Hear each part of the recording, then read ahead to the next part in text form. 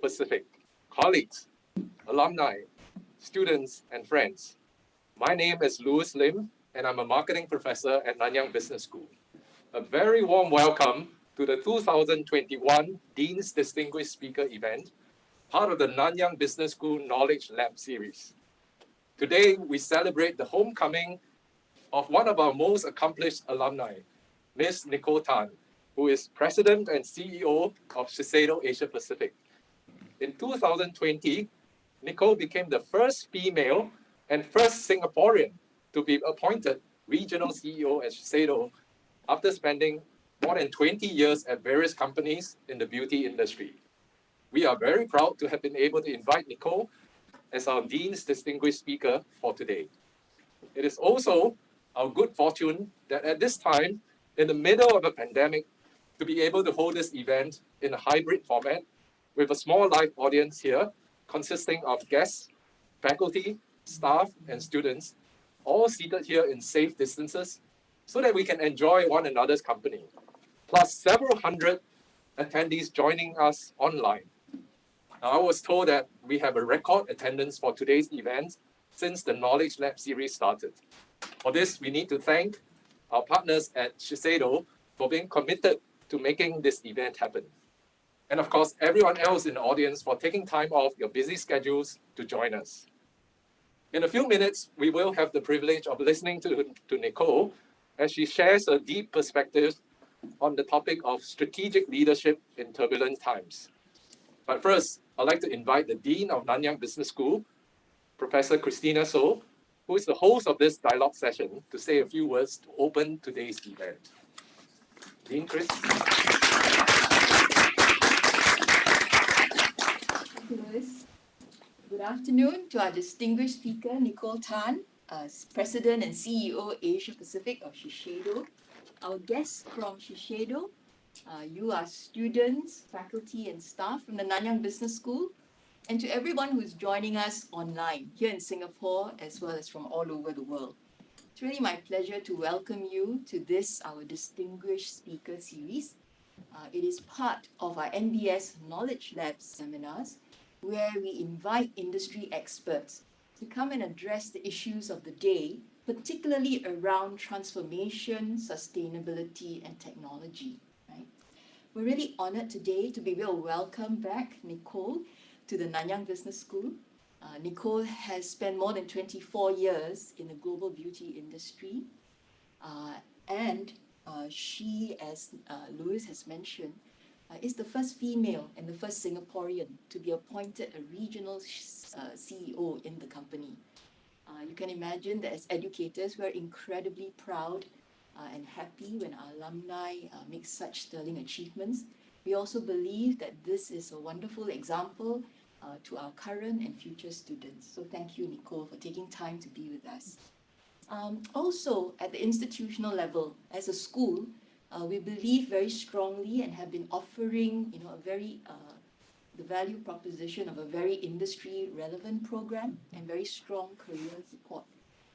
We actually have a very long-standing relationship with Shiseido, and over the years, we have collaborated on research projects, class projects, mentorship programs, talent placements. And so Shiseido has been a big contributor also to the NBS experience that we offer all our students, graduate and undergraduate. And we look forward to many more such meaningful collaboration in the years to come. So our topic for today is strategic leadership, right, in turbulent times in the beauty industry. And Nicole is, as a veteran of this industry, is very well placed to share some insights. And she'll also be sharing with us Shiseido's changes in business strategy in this current climate, as well as the leadership that is needed in these times of great change. So I'm sure you're all looking forward to listening to and interacting with Nicole. So let me turn the time over to Nicole. Thank you. Thank you. The highlight of today. I invite Ms. Nicole Tan to take the stage to address us. A quick announcement before Nicole starts. We will have Q&A right after Nicole's presentation. So for those who are online, you may post your questions on the chat box, and we will select as many as time permits for Nicole to answer. Stand behind you. Thank you, Prof. Lewis, and thank you, Prof. Christina. So, good afternoon, everybody. Certainly very, very delighted to be back in my alma mater after almost 25 years. I can't believe that I was sitting in a space like you 25 years ago. So this is like deja vu for me. Thank you very much for inviting me back to the Dean's Distinguished Speaker Series, and I'm very honored and very humbled to be back here to be speaking with you. The title says itself, these are really turbulent times. I think in the last 20 months, many of us have experienced, some unprecedented changes in our life. Some of us never thought that we would live to see, these things sweep through our life, and we did live through it. So I would like to take this opportunity today to actually share some of the accelerated changes that this has brought about in the consumer environment, which is at the same time exciting as well as frightening. Yeah, and in our time together today, so I hope to give you a glimpse into the beauty industry, which is all dynamic, ever-changing, and to also tell you about some challenges during this time and share with you my personal and career and as well as leadership journey. Okay, so first, a little bit about myself. I'm quite a private person. I don't think any of my team members have ever seen this photo. But I thought I'll share them with you.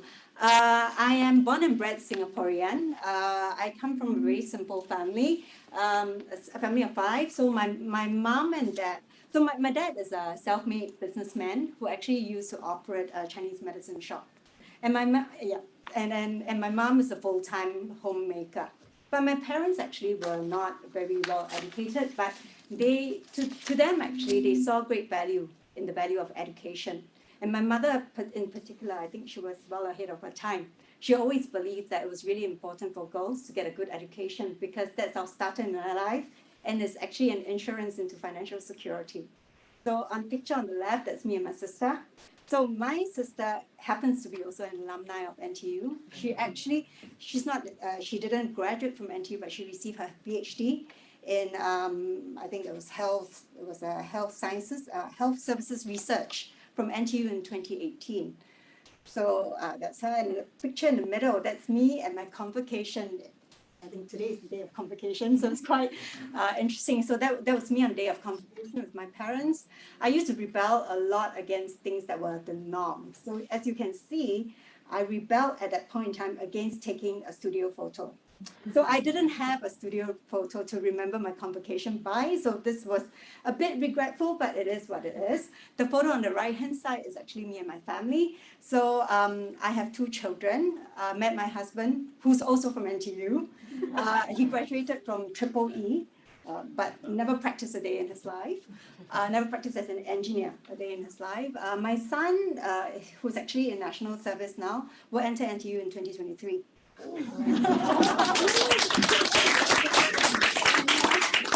And my younger child is actually in a local secondary school.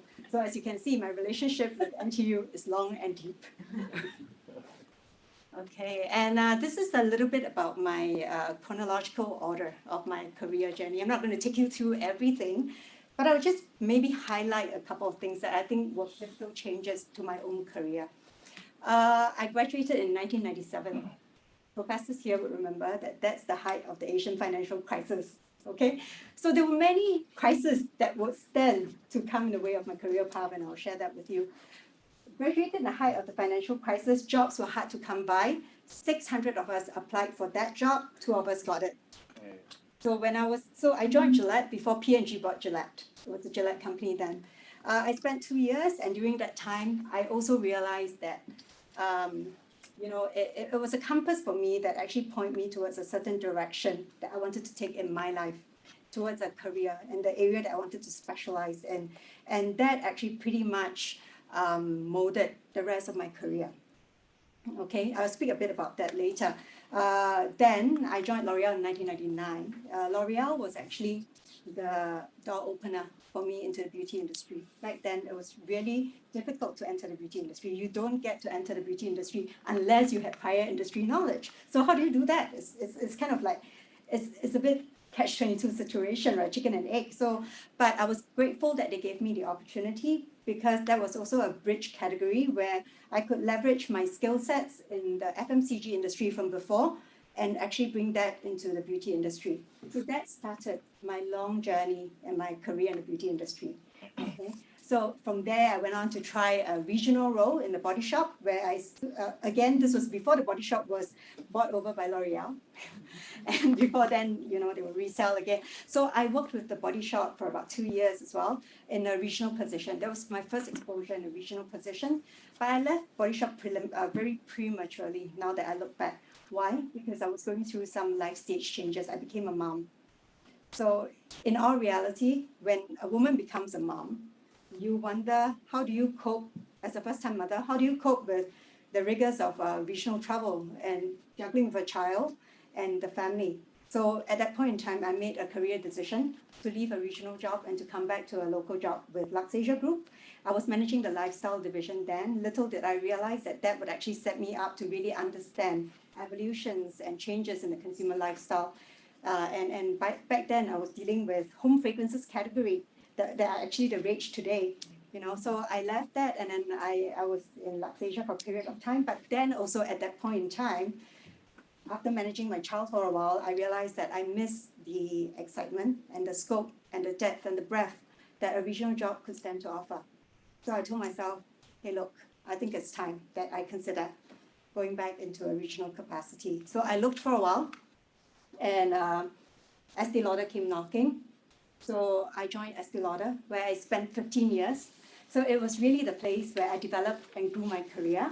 So I joined them in a rather junior role, actually, doing marketing for a portfolio of brands, but for a portfolio of fragrance brands, actually. But I guess I showed what I was able to do, even entering it through a small brand or a small portfolio. And they recognized that I had the capacity for more. So within 2 years, I was promoted, I was given the helm to 3 brands across Asia Pacific. So I took over Jo Malone London, La Mer, as well as Bobbi Brown as head of region in 2008. So this is again another milestone and a checkpoint, because 2008 is the global financial crisis. Right? So I took over the brand at its most difficult period. But I was very excited about the opportunity. I was able to rally together, grew the brands to more than 100 million US in size, and then decided I think it's time to try something else different. So the opportunity for China came up. Immediately, I put up my hand without hesitation, with the support of my family, and I said, I'm going to China. You need to give me this job. So I packed up with my family, moved to China. I spent about 5 years in China, developing and growing the travel retail hub for the Estée Lauder companies in China. And China, actually, for my prior employer, is actually deemed to be the second home for the organization, from a consumer perspective, from a size of market perspective. So that was the center of that compass. So I did that for a while, but I did tell the company that in 2020 I need to get back to Singapore for family reasons, because my eldest son was going to national service. He needs to be enlisted into national service. And I was not prepared to live with a family, half of which are in Singapore and half of which are in China. So I packed up again and I said, I'm coming back home. And I was coming back to a job, actually, with the Estée Lauder companies. But then Shiseido came knocking and said, we have a role, an interesting role as the head of Asia Pacific, would you be keen? And I thought that was a pivotal juncture for me, for which I said, I can't refuse this. It's too exciting to refuse this. And I said, I think it's time to jump ship. And that's when I accepted the job. Yeah. But having said that, there's a couple of things that I just want to highlight.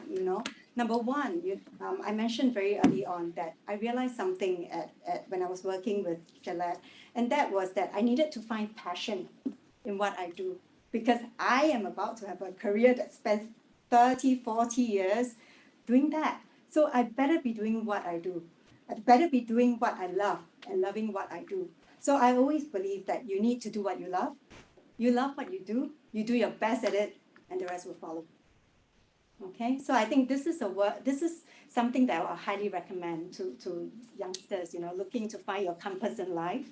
And the other thing was, don't be afraid to take up challenges.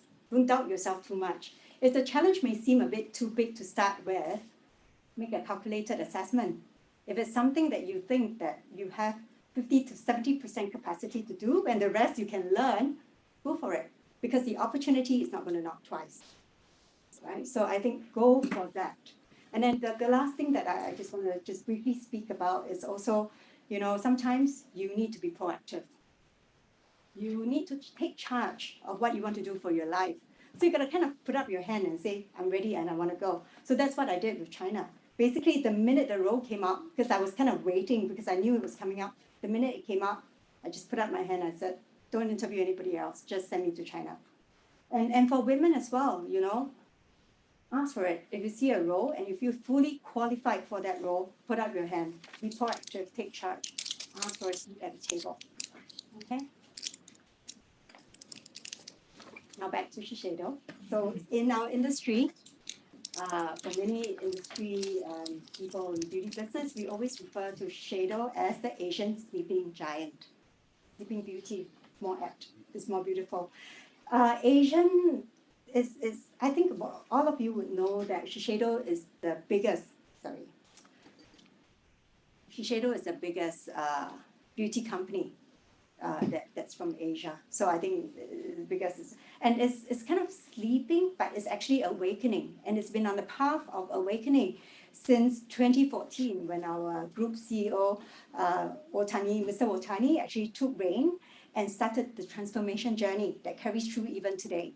So a bit of history about the company. Something that a lot of you may not know about. The company is actually 149 years old this year. So we celebrate 150th anniversary next year, founded in 1872 by our founder Fukuhara-san. He was trained as a Western pharmacologist, so like a pharmacist. And he actually started the first Western-style kind of a pharmacy in Ginza, Tokyo. So this was the first of the business model that started for Shiseido in 1872. So he had the foresight to do that. And now, that small little shop has expanded in footprint across the world. And in 1897, this was another landmark product that I want to share. So in those times, right, treatment potions or beauty potions used to be like in brown bottles and like medicinal and smell. So he had the foresight to develop a beauty lotion that was rose-colored and actually had great efficacy. And this product is still in our assortment today. Of course, the formula has been renovated, and improved over the years, but it remains a product. It's called Udiman, in our range today and loved by many women across the world. So next time you're in a Shiseido store, please feel free to ask and try this product. The last one, the next one I will talk about is actually the logo. At the point of 1915, this is the logo of the camellia flower. Okay, it's a logo that represents Shiseido Company, and it's also been slightly renovated over the years, and this shows Shiseido's pledge to beauty. Okay, 1934, another landmark year. It's interesting. All of you who visit departmental stores are used to being served by beauty advisors, right? Who would know that this is the start of where beauty advisors actually began? In 1934, 9 women were actually selected as Miss Shiseido and put through a rigorous training of 7 months, where they underwent everything from etiquette to skin cosmetology to makeup artistry, everything that will make them the best ambassador of beauty, right? 7 months of it. And then they were put into the stores to propose and to consult and to guide women in their product usage. This is the very start of the beauty advisors concept. Imagine the foresight of that, right? And in 1957, Shiseido, actually, this is the first foray overseas, international foray. The first international market that we opened is Taiwan. And not surprising because Taiwan has always had a very close diplomatic affinity with Japan. And Taiwan today remains a very key and core market, and it's actually a dominant market for us in Asia Pacific. Okay, 1970, Shiseido entered Singapore soil. We established the Singapore affiliate, and interestingly, almost 46 years later, we will go on to open our regional Asia Pacific headquarters in Singapore. So this is APAC RHQ. That's a photo of our our front office. I think our teams have done a beautiful job to make it a really good environment to work in. Singapore actually houses 3 different entities. So it houses the Singapore affiliate, which was established, as you may recall, in 1970. It houses the APAC RHQ, which was actually conceptualized in 2016, and it also houses the International Travel Retail Headquarters. So this is one of the very few companies, I think, in fact, the only travel retail worldwide organization that's headquartered in Singapore. At the same time, in our Singapore office, you will also find 2 interesting entities. One is our Asia Pacific Innovation Center. One of the reasons why we have a regional headquarters is so that we can be much closer to the Asian consumer in Southeast Asia, in the Pacific, so that we can bring some of that knowledge in a more proximate way back to headquarters, from product development, from a marketing and services standpoint, and so forth. So APIC, whom Osawa-san, my colleague here, holds a helm, so that actually look at innovations that's close to this part of the world. And he also has a network across Korea, for example, and across Taiwan to look at more consumer trends that's specific to this part of the world, serving that interest. We also have a center that many of you may not be aware of, which is the Shiseido Life Quality Center. So Life Quality Center is, it proposes a specialized makeup and makeup formulations for consumers who actually have skin disorders, or they might, skin disorders, for example, they suffer from vitiligo, they suffer from hyperpigmentation resultant of cancer treatment or resultant of scarring. So this is, I think, a very specialized service that we provide as a service to society. And there are very few of these centers actually dotted across the globe now. There's one in Japan, one in China, one in Taiwan, and one in Singapore. So this is definitely a concept that as we further our quest in sustainability, something that we will build upon and continue to expand, especially in the Asia-Pacific region. Now, I'm most passionate about brands. I started from a brand background, so I'm very excited when I talk about brands. So some of you might be aware, if you look at our annual reports and disclosures, you might consistently hear that Shiseido has a vision to become the #1 prestige skin beauty player. Okay, prestige skin beauty, #1 by 2030. And we are charting our path in a very concerted way towards that. So in prestige skin beauty, you can already see from the portfolio of our brands, we have brand Shiseido, which holds the name of the company, and many of you are familiar with. So we have brand Shiseido, we have Clé de Peau Beauté. So I understand that some of the members of the audience are working with us on the Clé de Peau Beauté project. So these are some of the most prestige brands that you'll be familiar with in our portfolio. And then we have NARS, which is actually the flagship makeup brand that we have in our portfolio. Very strong business base in foundations, in complexion products, again, reinforcing the skin beauty proposition. Drunk Elephant, a brand that we bought in 2019. It is the forerunner in the category of clean beauty. So clean is something that I'm going to talk very briefly about later, but certainly a very interesting acquisition into the portfolio. And then, before I talk about brands that you have never heard about, let me just also mention Anessa. Anessa, I think whether female or male, you will have heard about the brand. So we also have the regional leader for Anessa and many of our brands here in the room, Nicola. So Anessa is a cutting-edge technology in skin, actually on sun protection. So if you haven't tried it, you should try it. The formulations are formidable. And then, of course, you'll be familiar with our fragrance portfolio, like Tory Burch, Issey Miyake. We also have Narciso. Okay, the other brands that you may not be so familiar with, Bomb, Beginza, Benefit, Elixir, and so forth. These are prestige skincare brands that are not yet introduced in the vast Asia-Pacific markets. So very limited distribution, some just entered China, some only in Taiwan, but vast opportunities for us. Okay, some of you might have noticed earlier on that we made certain announcements within the group about the divestment of brands. So we divested some brands in the personal care portfolio, as well as some of our makeup brands in the US, like for example, Laura Mercier behavioural and so forth. But that's all in line and actually carefully calibrated to pursue our skin beauty strategy.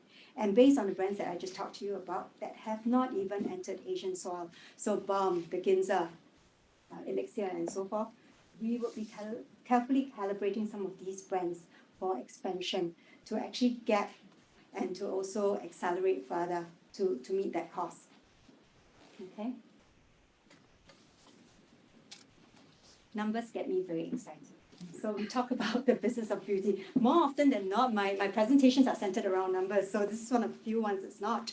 So this is actually a chart that we put together from some data that we have from Euromonitor, as well as NDP report, as well as Generations report and Bote research and so forth. So it's kind of like something that we have to put together because there isn't a one view on this.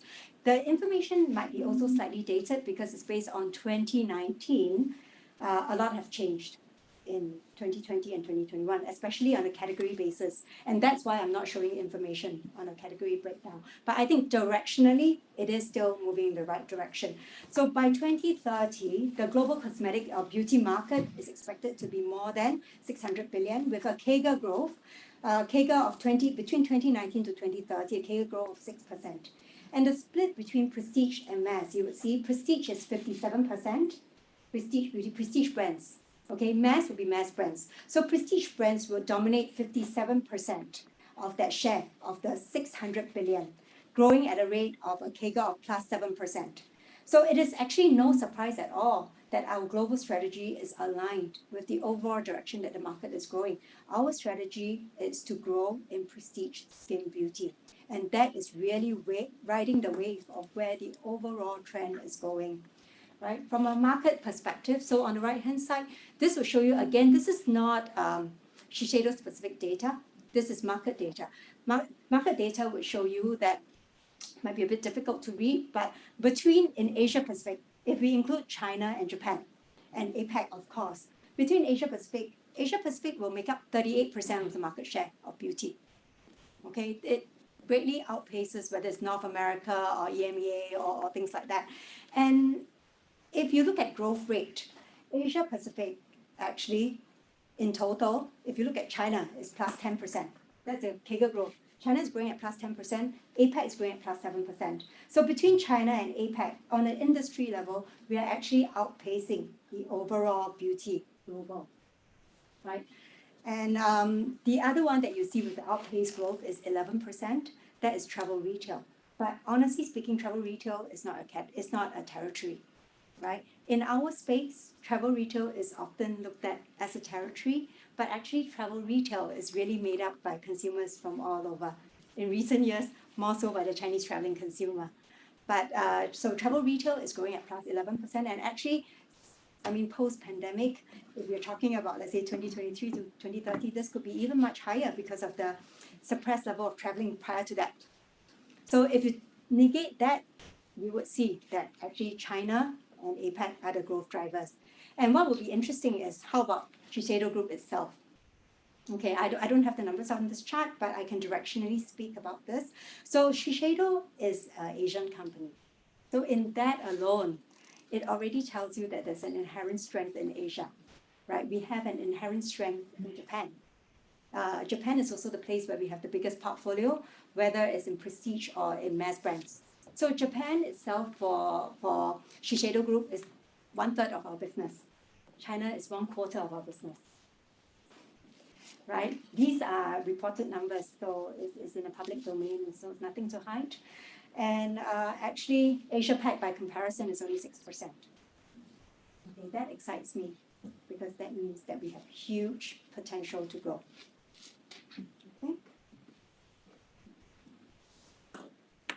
We talk about changing face of beauty, right? So when I look at numbers, two things excite me. Number one, the fact that APAC would be and would continue to be the growth driver for the beauty industry in years to come, whether with or without China, because of the fact that our markets are still relatively underdeveloped, and we do have a huge critical mass in Asia Pacific, especially if you look at ASEAN markets, right? The other thing that excites me is really the resilience of the beauty industry.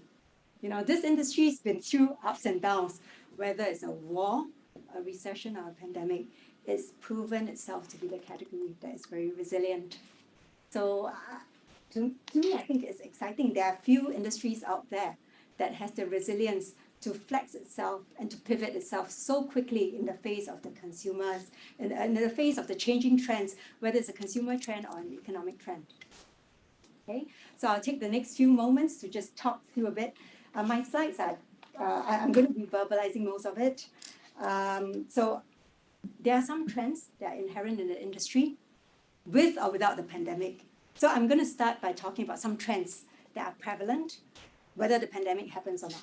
So one of this is actually the trend of personalization. So personalization is something that is ongoing for a long time already. It's not something that's new. So from the fact that, companies are reaching out to you with quizzes to try to ask you about your lifestyle or your usage habits, or makeup companies trying to personalize a label or a cap. So this is not something that is new anymore. But what is new and what would be new is how do you recalibrate that with the information that's on hand, embed it into a company's business model, and then with that, make it a personalized solution for the consumer. And that's something that we believe will be the next front of this. And this is something that no company as of now has had that ability to integrate that consumer big data into the system, make sense of it, and really push out fully personalized messaging or fully personalized advice. So we do think that that's going to be a big frontier that many companies will try to conquer. On the topic of inclusivity, now this is again not something that's new, but it's gained a lot of limelight last year after the Black Lives Matters event. But to me, I think it is not just about a foundation shade or makeup. It is really about the view that there isn't a standard view to beauty. That there isn't a standard and uniform view to beauty. And actually with that, in inclusivity, a lot of things have emerged. For example, there are opportunities now, for example, men's skincare. Male inclusivity into looking at male skincare. Many brands are already calibrating in that space. More inclusivity to looking at religious inclusivity, halal certified ingredients in products. More companies are also starting to look at that, although halal certification tend to be something that is more ASEAN driven, and it tends to vary from market to market, and it's really quite driven from this part of the world.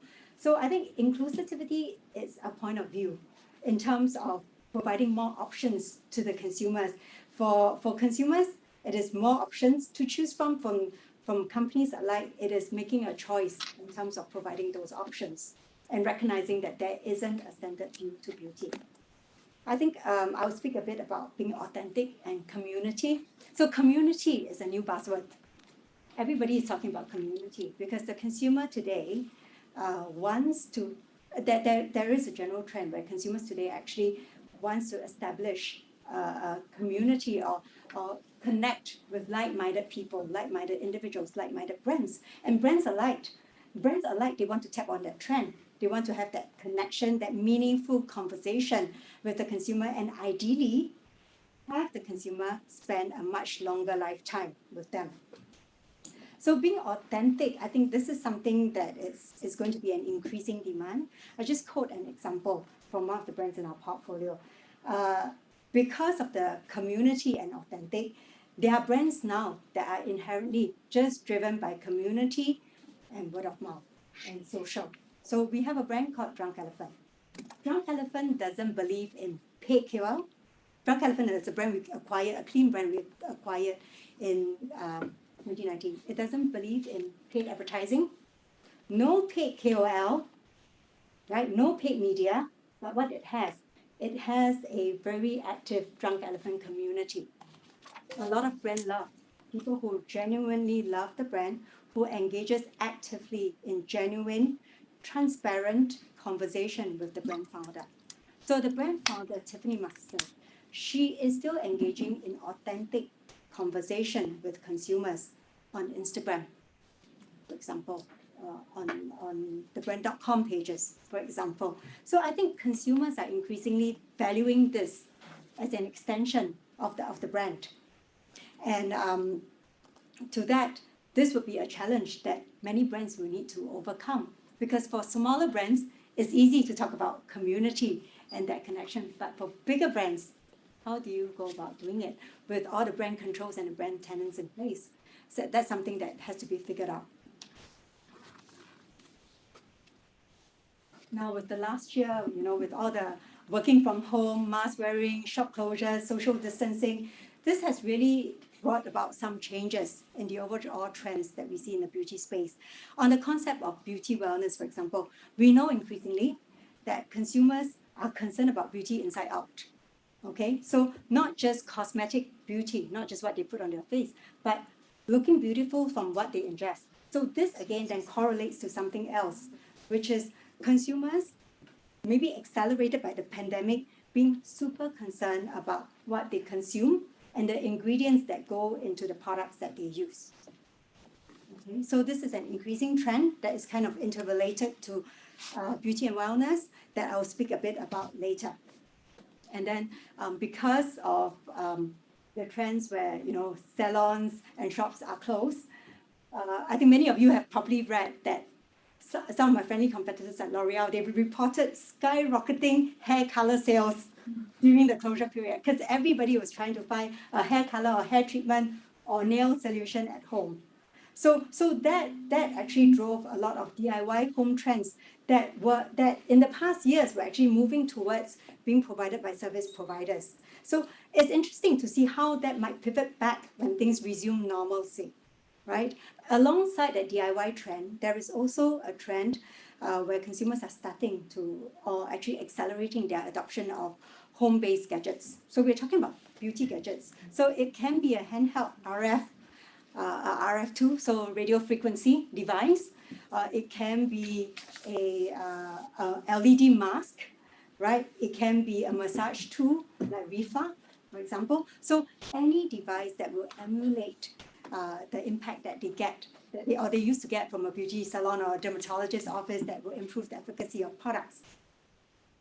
And then with all that, actually, another thing is on multifunctional products. So multifunctional products is not something that's new to us. But actually what we saw during the pandemic was that people were putting more value on having things that do more with less. So again, tied in with the concept where people were conscious about what they were putting on their skin. So there's a bit of a skin minimalism concept, and they were concerned about what they were putting. So they want to look the best in the best possible natural way. So interesting trends that emerge. And something that I neglected to mention earlier, tying into beauty wellness, is actually the whole concept of ingestibles and supplements. So this is a category that should not be overlooked because it's really been a fast driver last year. So, in Asian markets, when we talk about ingestibles, whether it's a drink or a pill to boost collagen, that's not something new to our consumers. Many girls have been using this to supplement their beauty regime in the last years or so. But in the Western world, this is emerging, and we've seen many niche players in this category. Niche players are also offering niche solutions around, for example, treating acne, treating hyperpigmentation, even targeting life stages, menopausal, for example, with menopausal problems, or age groups. And then what we will begin to see is actually the blurring of lines between traditional product-based beauty companies, gadget companies, and nutrition companies. So this is, I think, a trend that is kind of inevitable.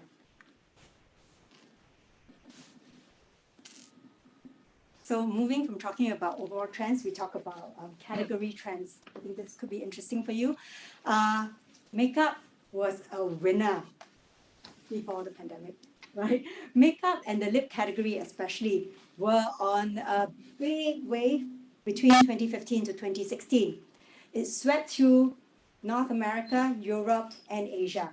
Lips were everything. I think many young girls here will remember in 2015, 2016, or maybe you're a bit too young, that, everybody was just talking about lip colors and different lip formats and all that.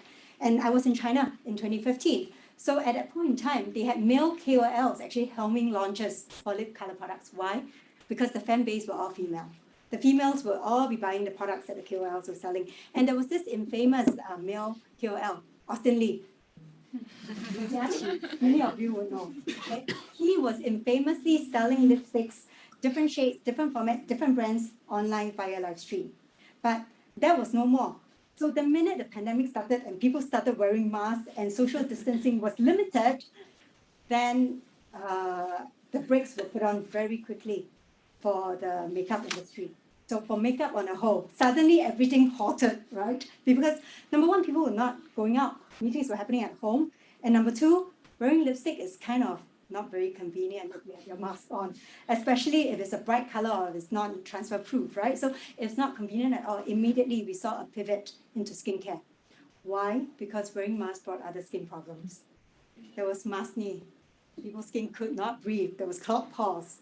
There was cleansing issues. So all that saw a big resurgence in a category which has always been strong, but became even stronger during times of pandemic. And during Zoom calls, people might not want to put on a lot of makeup, but they want their skin to look good. So skincare is a way to help your skin look good, and people do view skincare as a way of self-love and self-care.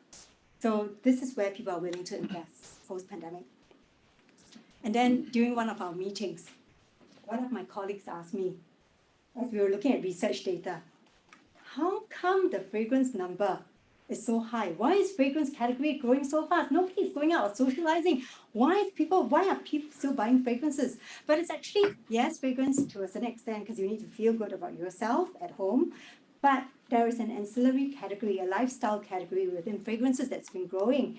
And this, we talk about products for home use, for example, candles, home fragrances, diffusers. If I ask the room now, I'm sure everybody has bought a format of a candle or a diffuser in the last year. Right? I see many nods, so I concur with that. So I think, this category, which in itself was very small before, was suddenly the salient winner. And company had to get ready, their supply chains to react. Because believe me, not everybody has 12 months of candle stocks waiting in their warehouse. So this was something that brands were catching up to do because this became a salient winner as people were spending more time in their homes and they had to make their home stay a much more pleasurable experience. So the pandemic brought opportunities, but at the same time, a rather big scuffle on the supply chain front. Okay, on research and innovation and technology. So I think it's not a surprise that the beauty category is a category where actually deep research happens, R&D happens, whether it's in terms of consumer trends, so consumer research, or in terms of deep technology on delivery systems, on product formulations, product formats, how it reacts to different skin types, and so on and so forth. And with inclusivity at the forefront, there are also a lot more tests happening to just look at the impact of different formulas, different products on different skin tones, different skin types, because different skin tones does come with different skin typing and therefore different conditions and therefore different receptivity to the same products. And actually, even more recent, there's more cutting edge R&D that goes into looking at psychology and neuroscience and how a certain use of product can affect certain sensors in the mind and therefore help us to understand how the consumer is reacting to that particular product. Or actually very specific research being done at a cellular level to understand how human skin is evolving at a cellular level on aging, for example, on pigmentation, for example, and how products can be targeted on that. And not just that, in terms of R&D, there's also a lot of innovation that goes towards packaging and material design, right? So in line with sustainability goals, whether it's from product or product packaging, there are a lot of innovations that goes through in this space. Also innovations in factories, in terms of water usage, in terms of production techniques, to make sure that we are far more sustainable and in line with the overall goals that we are trying to bring a better life for people in society. So these things are being advanced at an amazing rate. Very quickly, I'm just going to talk about disruption. The industry itself is disruptive. We disrupt ourselves many times with new product formats, new brands, and new entrants. But being in the industry for such a long period of time, I think in the last 5 to 6 years, there were some major disruptions that I really think are significant in our space. Number one is digital and e-commerce. Okay, I think Tmall, okay, the model of Tmall e-commerce basically changed and disrupted the entire way that prestige beauty and luxury is transacted or purchased by the consumer. What used to remain the main domain of brick and mortar business has been able to shift online, right? And consumers have adopted and adapted to it. And the only reason why it's been able to shift online is because of the improved experience that technology has to offer, the improved interface that the consumer has to offer, such that they don't feel so much that it is such a disparate experience from what they experience in the brick and mortar store. And also live streaming. Live streaming is something that's been used very rapidly in the e-commerce space. So live streaming actually provides a very interactive and engaging experience for the consumer, and that really helps with conversion and helping the consumer overcome that feeling that, it may not be such a good purchase after all, or I'm afraid to overcome that initial resistance. Okay, so I think these are really disruptive changes in the environment. If I compared to what I saw 20 years ago when I started out, these were never in the works. And then we talk about another form of technology, apps. I think apps were super disruptive. You know, apps that talks about product usage or educating, product education apps, apps like camera apps, Meitu, you know, where you actually can have makeup application without putting on makeup and your skin looks perfect on camera. I think that's very disruptive for us in the industry. And another very disruptive that all of you probably have on your phones right now will be TikTok, don't you? Right? TikTok, I find, is super disruptive but super interesting as well for the beauty industry. Why? Because it provides a platform for content exchange, whether it's between the brand or between a knowledge provider. It educates, it provides content creation, and it really also taps into the consumer's need for community. You know, so it provides a way for the brand to connect, but it is also at the same time a double-edged sword. You know, for the brands to make it relevant, they really need to have a way to find their voice on TikTok. Not everything and not every brand can be successful. So it is about finding a way to tap into that disruption to make it work for you. And then last but not least, I think it quickly leads into social commerce. So social commerce in itself is a combination marrying the concept of e-commerce with the social digital space in terms of digital engagement. So for example, it will be like when it enables a consumer to have instant gratification, buying something that they see that a KOL is using on Instagram, on Facebook Live, or on TikTok. So I think that taps into the sense of impulse and the sense of the need for instant gratification in the consumer. So I think that social commerce is here to stay, and potentially one day we will see a combination of live streaming, e-commerce, social commerce, all happening at the same time, which we are already seeing in the case of China. Okay. So what does that mean for brick and mortar, right? So what does that mean for retail? I think in the end, for me, I feel that although, you know, e-commerce has been very disruptive and also the growth driver over the last 18 to 20 months, brick and mortar is still here to stay. I believe in brick and mortar. In brick and mortar, we just have to find a model that enables brick and mortar to coexist with the online business. In the end, when things are improved and things are better, I believe the consumer will want to go back into the store to seek a different experience. It will be an experience to try a new product, to try a new experience that no amount of AI and no amount of curated non-human interaction can offer. So in today's world, it is about how do you achieve that optimal omni-channel experience, linking with that information, the depth of information we have with the consumer in the brand's ecosystem, and linking it seamlessly offline, online to be fully integrated. And that itself is the biggest challenge, because in traditional companies like ourselves, for example, and many of my like competitors, functions are simply organized by CRM, digital marketing, brand marketing, right? Store design. To have a single view of the consumer, you need to have an integrated workflow that goes this way, not this way, right? that goes horizontal, that links the single view of the consumer through the consumer's decision journey, whether offline and online, to make sure that it's completely integrated. And no company to date has cracked that code. And ultimately, I think it's not just offline, online in a single geography. Something I believe is going to happen is going to be offline, online when the consumer travels. Whichever geography you are in, if you are in that brand, I should be able to footprint you. You made that purchase here.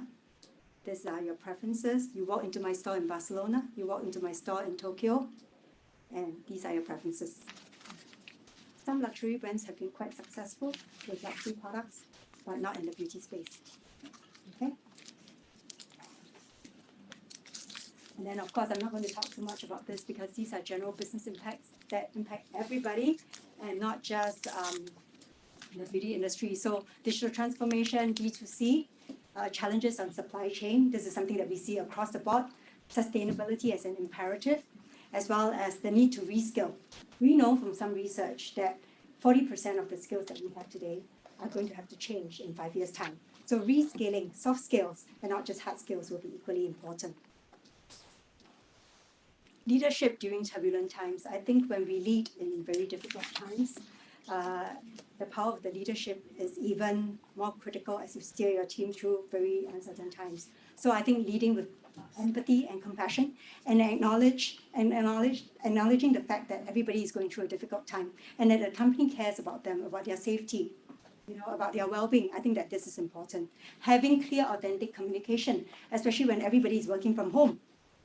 Clarity and over-communicating is certainly important to ensure that everybody stays focused. Having a clarity in strategy and having clear KPIs so that there is no ambiguity in how we drive excellence. Having the speed of trust. Stephen Covey says, trust is related to two parameters, speed and cost. When trust goes up, speed and cost goes down. So this is the power of trust. So I always believe in starting with a position of trust within the team, building trust to unite the team and to persevere to enable the team to learn as a whole. Last but not least, I just leave you with the fact that, life is a lot more enjoyable when you learn to accept the unforeseen and embrace the challenges by believing in what we as individuals can do and impact. Make a choice by saying no to the concept of defeat, right? And because every step is a step in the right direction. I'm sorry I took up more time. Prof. So, back to you. And thank you. I'm so sorry. Thank you.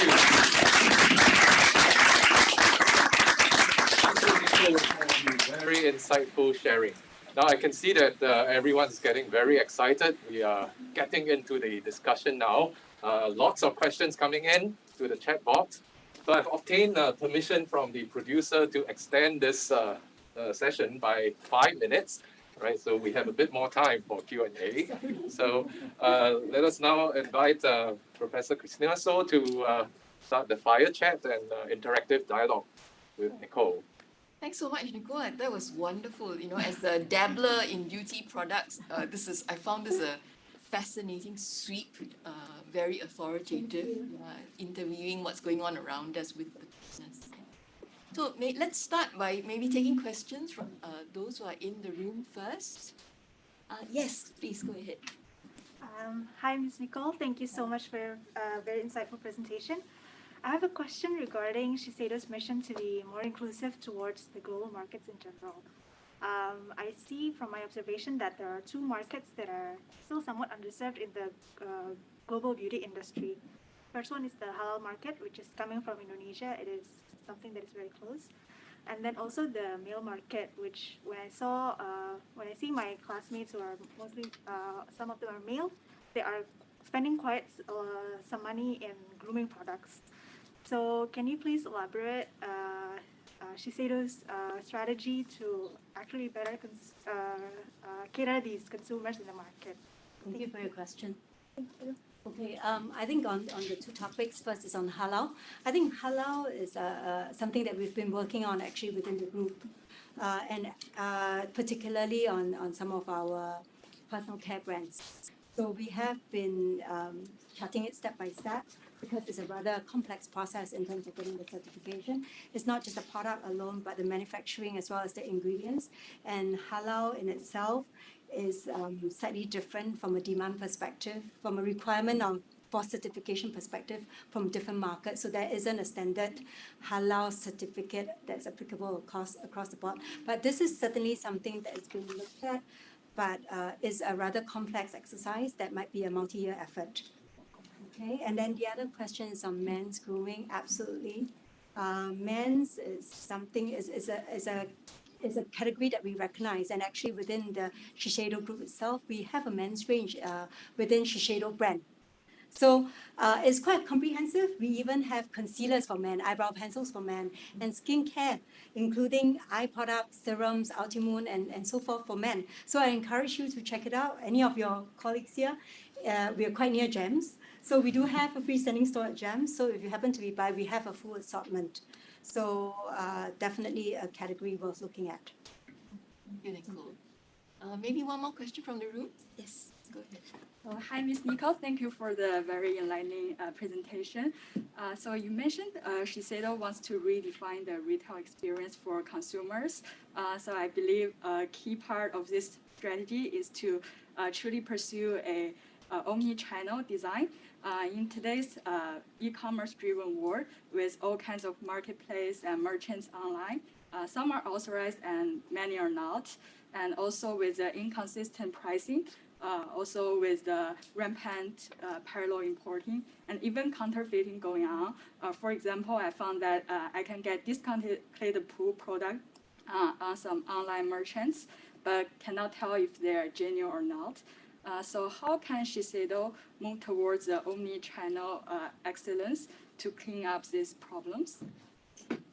I think omni-channel doesn't clean up these problems. Thank you for your question. But omni-channel is an inevitable path. I think the digital channel is something that we would have to go.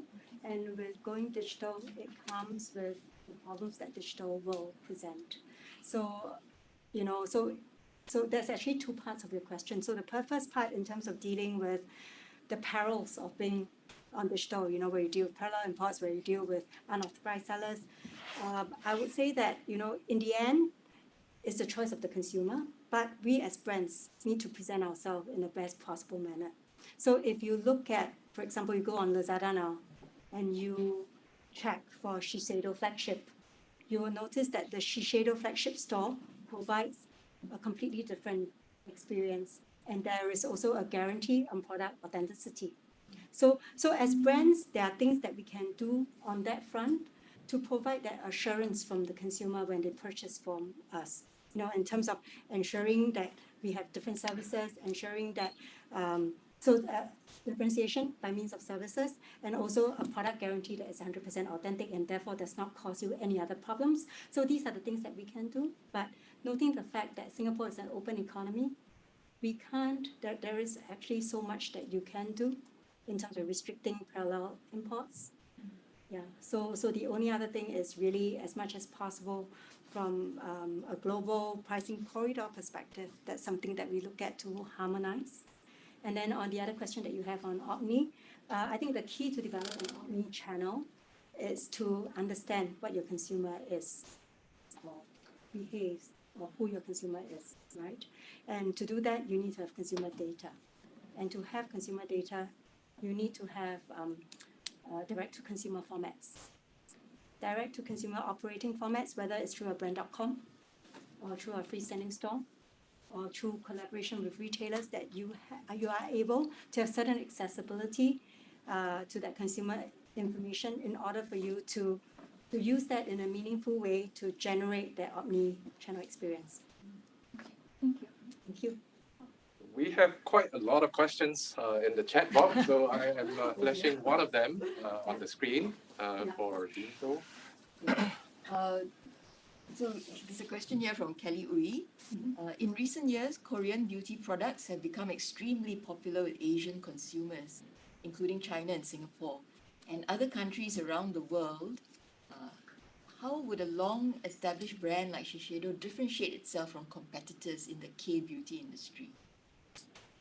I think that's a very, very good question because it is true that Korean brands have created a big wave, but Korean brands, if we notice as a veteran in this industry, there tends to be really a lot of ups and downs, depending on the popularity of that Korean wave at a particular in time, and in certain markets, dependent on the political situation, right? Japanese brands, on the other hand, I think the philosophies of Japanese brands are quite different from the philosophies of Korean brands. So it is for ourselves to establish ourselves differently from with a Japan strong point of view in terms of quality of product, quality of delivery of services, and other differentiating factors. We can't absolutely compare one culture versus the other, because otherwise we will be comparing the Anglo brands versus the Korean brands versus the Japanese brands. Thank you. Here's another interesting question. What are your thoughts about influencer-born beauty brands, such as Jeffree Star Cosmetics? Are beauty conglomerates considering taking a stake in buying them over, since they've been great at building communities? My answer is why not, right? You know, I think there's really nothing wrong with influencer-born beauty brands. In the end, it really depends on how extensive we anticipate the longevity of the influencer to have, and whether the philosophies and the ethos of the influencer resonates with that of the conglomerate of the bigger group. For example, Drunk Elephant is not really an influencer-built brand, but is built on the philosophies of Tiffany, who has a very strong influence on the brand. She is kind of the face of the brand. So do we consider that an influencer-based brand? So I think for beauty companies to expand, there's different ways. They can grow it in-house, incubate, or they can purchase. And of late, we've seen a lot of purchases that's going on in the marketplace. So I do think that this is definitely something that companies would be looking at now and in time to come. So maybe a very quick follow-on, because you Sure. brought up this question of Sure. growing in-house and organically as well as by acquisition. How do you balance the two, growing organically versus by and with acquisition? I think that's a very good question. But growing organically, a lot of time also takes. I think growing organically takes a lot of time. Yeah, and sometimes you really need to balance that against the potential of a brand out there to answer a particular need. So that's why actually the fastest way, if the conglomerates can afford, is to look at a takeover in that sense, because it adds immediately, and that's something that we've seen quite evidently within the industry. I think we have time for one last question. So, Dean. So I think, thanks, Louis. So I think, given your very significant career experience, I'd like to take one of the questions which relates to career, and we'll end on that note. So this is from Eiffel Chua. As a proud alumnus of NBS and your ex-colleague, I know. Hi, Nicole. what's your advice for those who are in their mid-career and looking to grow in the beauty industry?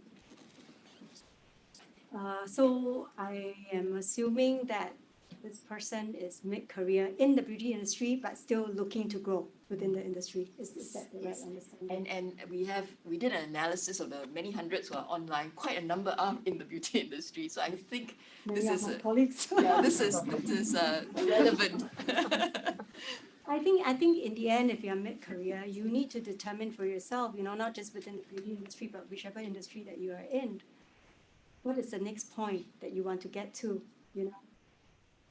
Are you at a point that you have plateaued, or are there opportunities in terms of, from a geography standpoint, from a brand standpoint, from a competency standpoint, that you can look, which will benefit you later on in your career? And that's not something that's just beauty industry per se. But of course, you need to decide, if this is the industry that you're intending to stay. So if this is the industry that you're intending to stay, then you have many veterans in front of you that shows you a certain path in terms of skill set developments. For example, to get to certain roles, you need certain skill sets. So I think a certain level of role modeling could be appropriate, for people looking to further grow. Thank you so much. Thank you. Right, thank you, Nicole, Thank for a you. wonderful Thank you, session. Prof. So. Thank you, Nicole, and thank you, Dean. So I know that many of you still have a lot of burning questions, but unfortunately, this is all the time that we have. As we proceed to close the program, may I invite Dean Christina So to present a token of appreciation to Ms. Nicole Tan.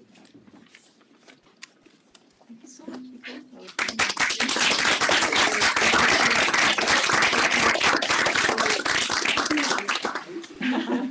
All right, thank you. We have come to the end of today's event. On behalf of Nanyang Business School, I would like to once again thank Ms. Nicole Tan and the management team of Shiseido Asia Pacific for being here with us to grace the occasion. We look forward to bringing you another exciting event soon from the NBS Knowledge Lab series. Thank you. Good day, everyone.